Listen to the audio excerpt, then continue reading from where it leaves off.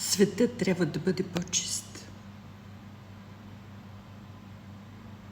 Светът трябва да стане по-чист. Светът трябва да се изчисти.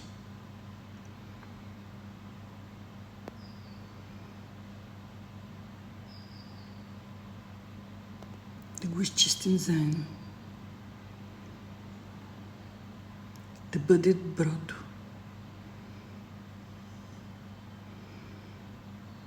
Добри хора. Да бъде доброто.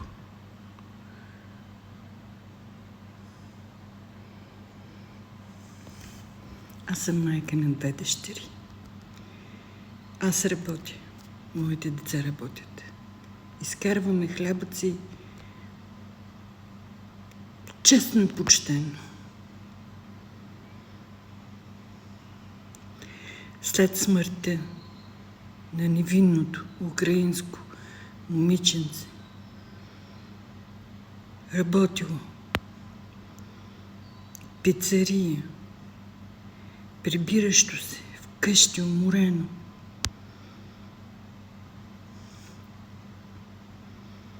в мен се събуди невъобразим страх. Аз се страхувам за живота на децата си. Страхувам се, че във всеки момент, навсякъде по света се случват толкова ужасни неща, че всичко това в един момент може да се случи и на моите деца, и на вашите деца, и на децата на вашите близки, и на всяко дете по света. Не бива да допускаме повече такива неща. Все още сме хора.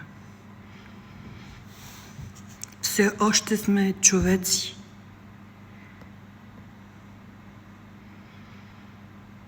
Доброто трябва да победи. Доброто трябва да победи. Добрите хора трябва заразително да заразиме всички останали с добро.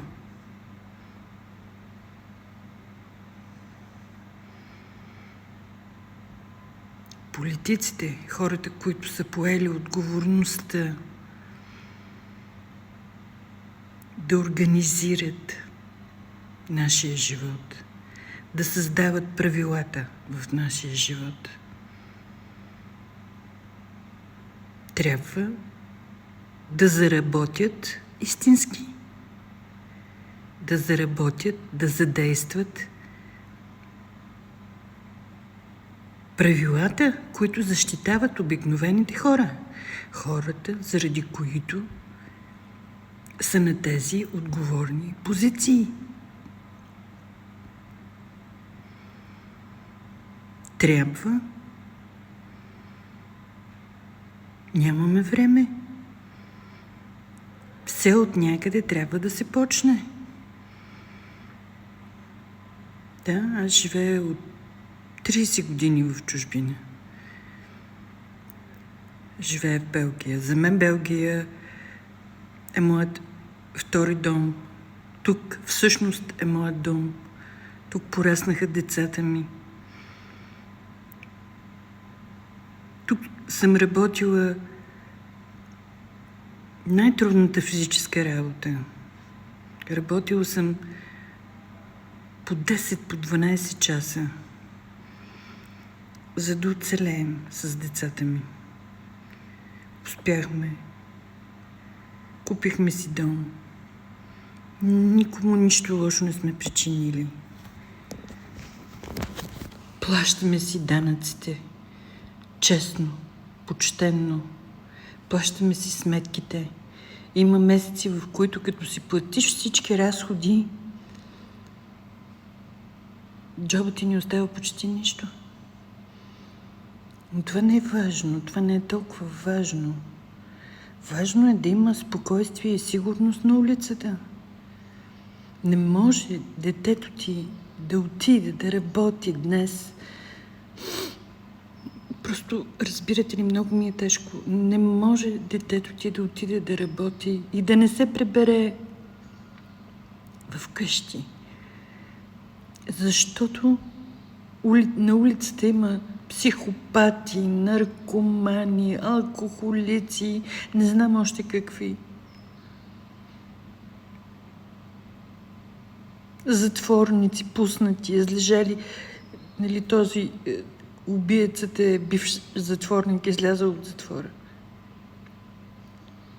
Моля ви, хора, моля ви, трябва да се започне. Трябва да почнем. Не може така, не може. До кога? До кога? Докато дойде във вашия дом, в моя дом.